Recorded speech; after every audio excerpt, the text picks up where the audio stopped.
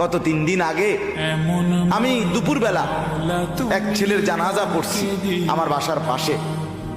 22-23 বছরের এক ছেলে, চাঁদের মতো চেহারা, চাঁদের মতো চেহারা, এত সুন্দর চেহারা তার, লম্বা সুঠাম সুন্দর চেহারা।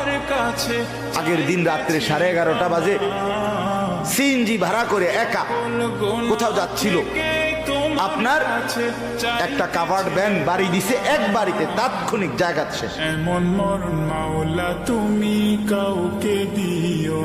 পরের দিন দুপুরবেলা জানাজা হয়েছে। আমি বললাম, হায়, এই ছেলেকে তো তার আগের দিনও তার ঘরে তার মা বাপ লেফ কম্বল দিয়ে দিছে রাত্রিবেলা শীতে। আজকে যে সে কবরস্থ হবে, আজ রাত তার কবরে লেফ কম্বল কে দিবে?